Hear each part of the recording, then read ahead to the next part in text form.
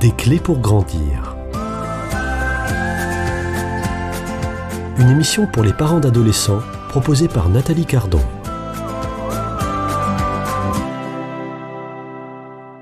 La schizophrénie touche presque 1% de la population en France et ailleurs. Elle débute le plus souvent entre 15 et 25 ans, mais le diagnostic de cette maladie est parfois retardé. Les symptômes les plus impressionnants sont, semble-t-il, les troubles délirants qui prennent différentes formes, avec notamment des hallucinations. Vous l'avez compris, chers parents, ce 12 minutes d'émission dans Des clés pour grandir est consacré à cette maladie de la schizophrénie. Pour en parler, un témoin. Je reçois Ludovic Pott. Bonjour Ludovic Pott. Bonjour à tous. Merci d'avoir accepté l'invitation de ce 12 minutes. Vous êtes auteur d'un premier ouvrage intitulé « De la schizophrénie à Dieu » paru aux éditions Docteur Angélique. Vous êtes atteint de la schizophrénie depuis 20 ans aujourd'hui. Dans cette émission, très précisément, pour tous les parents qui ont en particulier des ados, des jeunes à la maison entre 14 et 20 ans, nous allons essayer donc de revoir avec vous les chiffres autour de la schizophrénie et particulièrement des jeunes, et puis ce lien entre tout ce qui est de l'ordre des drogues, je pense au cannabis, en lien avec la schizophrénie. Donc on vous écoute et merci pour l'éclairage que vous allez donner à tous les parents qui sont à l'écoute aujourd'hui. Donc j'ai 43 ans, j'ai fait des études d'infirmier pendant 3 ans et demi que j'ai arrêté, et c'était un IFSI, donc un institut de formation en soins infirmiers, qui dépendait d'un hôpital psychiatrique. Et donc, j'ai eu beaucoup de cours sur la psychiatrie. Et ça m'a aidé après dans mon parcours. Et donc, j'ai été pendant une dizaine d'années presque continuellement accro au cannabis. Et donc, dans mon livre, justement, je parle de ça. Et donc, je suis absolument contre de dépénaliser le cannabis ou de le vendre en vente libre, vu les dégâts que ça fait. Donc, surtout chez les jeunes. Donc, j'ai quelques chiffres à donner par rapport à ça.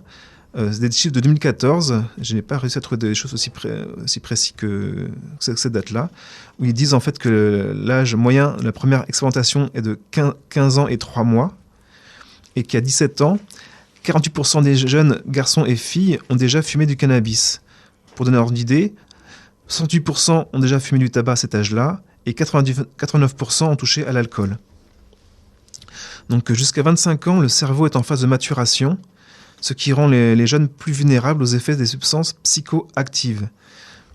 Plus la consommation est précoce et régulière, plus les perturbations sont fortes et persistantes, avec des troubles de l'attention, de la mémoire et même de la coordination des membres. Elle peut précipiter des troubles psychiatriques anxieux, dépressifs ou même des psychoses. Et en psychiatrie, il est démontré que plus les troubles apparaissent tôt, plus ils seront importants. Donc, si vous deviez éclairer, orienter les parents d'adolescents aujourd'hui, avec des jeunes à la maison entre 14 et 20 ans, que leur dire, que conseiller, être attentif, être très présent, être à l'écoute, regarder si son ado a peut-être quelques symptômes qui ne sont pas habituels, et lesquels, par exemple Au tout début, quand on commence à fumer, on est très euphorique. Et souvent, comme on n'est pas habitué au produit, on a les yeux rouges après avoir fumé. Et le cannabis est une odeur très forte, comme une odeur d'encens, très très forte. Donc, une fois qu'on sait la détecter, c'est très facile à reconnaître. Et donc, qui se ressemble, s'assemble. Et quand on a une fragilité ou qu'on ne se sent pas bien dans sa vie, et bien souvent, on a les mêmes amis autour de soi. Et souvent, moi, dans mon enfance, j'avais vraiment dans l'adolescence, quasiment la totalité des gens que je fréquentais fumaient du cannabis, quoi. Et des amis d'enfance. Donc, Alors, comment s'y prendre ? Quand on est un parent un peu inquiet, on s'aperçoit que son adolescent glisse sur une mauvaise pente parce que les fréquentations ne sont pas susceptibles d'être trop bonnes. Que faire et comment ? En fait, quand j'ai arrêté le cannabis, toutes les fréquentations se sont écartées de moi, en fait. parce que c'était vraiment ça qui nous reliait, et malgré de la camaraderie, la fraternité, tout ça, on refaisait le monde, et ben, une fois que j'étais plus comme eux, et ben, j'ai disparu à leurs yeux, quoi. Et souvent, quand le jeune va mal, en fait, le fait d'être entouré, ça fait beaucoup de bien, quoi. Moi, quand j'étais au collège ou au lycée, à cause de ma fragilité, j'avais beaucoup de mal à me faire des amis. Et donc là, quand je suis entré dans un groupe, j'étais très heureux, finalement, d'être enfin entouré. Alors, vous employez souvent le terme de fragilité. Oui, parce que le cannabis fragilise, en fait, au niveau psychique. Et quand on est déjà fragile à la base, on est moins apte à résister à la dépendance. Et ceci, pas que pour le cannabis, pour les paris sportifs, pour les smartphones, les forums, les réseaux sociaux, la musique, la pornographie, même le spiritisme, la magie, la voyance. Quand on est fragile, eh ben, on tombe très facilement dans ces dépendances-là, quoi. Et donc, j'invite les parents à donner à ce que leurs ados aient un sens à leur vie et qu'ils se sentent aimés de ses parents et aimés de Dieu. Et c'est une force très forte. Parce que quand on est fragile, on est vide intérieurement. On n'a pas beaucoup de personnalité et on veut remplir ce vide et on le remplit par tout ce qui nous passe à portée de la main. Et on cherche le bonheur là où il se perd. Et donc quand on a une force, la force de l'amour de ses parents, de Dieu, et qu'on a un sens à sa vie, eh ben, on est moins attiré par toutes ces choses, parce que toutes ces choses, c'est une fuite de soi-même, en fait. Le cannabis, les dépendances, on se fuit soi-même, alors que quand on a la force de l'amour, eh ben, tout ça n'a aucun attrait, finalement. Donc, depuis que je suis croyant, pratiquant, il y a une psychologue qui me disait c'est comme des puces qui tombent d'un chien. Toutes ces mauvaises habitudes ont complètement disparu et grâce aussi au sacrement, à la confession, à la communion, c'est une grande force la pratique religieuse. Et donc, et par contre, à partir de 12 ans, l'influence que peuvent avoir les parents sur un enfant petit à petit diminue à cause de l'entourage, parce que l'entourage de l'enfant prend plus d'importance que les parents. Et donc j'invite, c'est pas dire que c'est trop tard, c'est pas vrai, mais passer du temps avec son enfant pour lui montrer qu'il est important. Les parents travaillent, ils mettent de l'argent, ils nourrissent leur enfant, ils font des choses extérieures, mais quand on prend son enfant dans ses bras, quand on passe du temps avec lui, là, on montre qu'il est vraiment important. Et tout ce qui est... Moi, mes parents faisaient beaucoup de choses extérieures pour moi, je ne remarquais pas. Et j'étais pas pris dans mes bras, on m'a pas dit que j'aimais.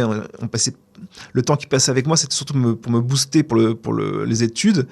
Et c'était contre-productif, quoi, parce que ça me stressait beaucoup. Et le stress est très mauvais aussi pour tout ce qui est schizophrénie ou troubles psychiques, anxiété, tout ça, dépression. Le stress est très mauvais. Et donc, bien sûr, faut pousser son enfant, mais dans un juste milieu.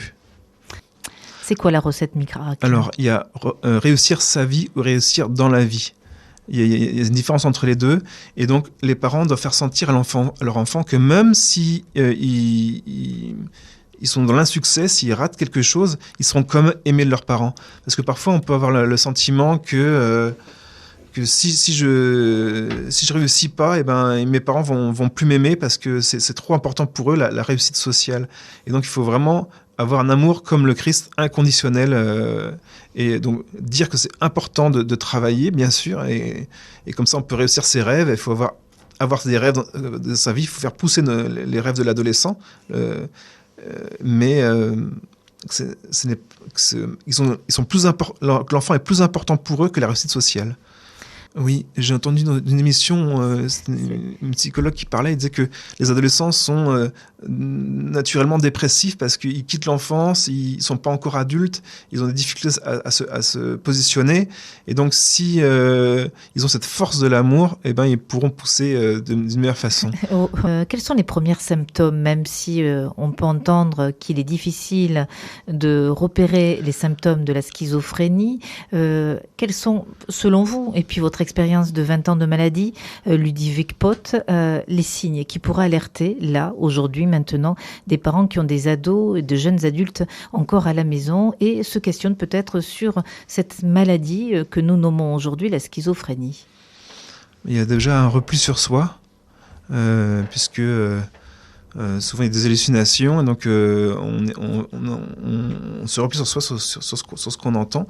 Mais souvent au début, ces hallucinations, il y a un déni, et la personne qui souffre de schizophrénie n'y pense pas.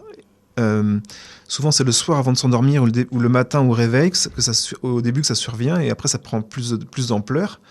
Et donc, oui, c'est un repli sur soi, et c'est assez difficile à distinguer, mais s'il y a une rupture dans le comportement de l'adolescent, s'il passe d'un excès à un autre, on voit que les très tristes ou au contraire très euphoriques, c'est les extrêmes en fait qui peuvent alerter. Et est-ce que l'accoutumance aussi du cannabis pendant près de 10 ans a installé cette fragilité, où vous étiez bien avant la consommation de cannabis déjà dans un état de fragilité, et fragilité qui dit avec les symptômes même de la maladie? Est-ce que vous avez une réponse avec le recul 20 ans après, puisque vous vous interrogez toujours, vous étudiez toujours au fond pour comprendre cette maladie et puis l'expliquer peut-être autour de vous comme vous le faites aujourd'hui pour des parents qui nous écoutent? On peut prendre l'exemple de l'ordinateur. En fait, quand l'ordinateur est mal réglé, quand on a des problèmes de vue, les problèmes s'amplifient exponentiellement. Et donc, pour quelqu'un qui est fragile, si on fume du cannabis, la personne a beaucoup plus de risques d'être dépendante. Et les effets seront, en plus, si on boit de l'alcool, comme je faisais, de l'alcool fort mélangé, si on mélange les produits, maintenant, à l'époque, c'était pas de mon époque, mais les produits, comme, on va pas dire de marque, mais les produits excitants, avec beaucoup de caféine, là, ou autres, qui mettent pour faire... et quand tous ces mélanges, c'est... au niveau psychique, c'est de la nitroglycérine, quoi. C'est très mauvais, quoi. Le conseil pour terminer cette émission des Clés pour grandir à tous ses parents?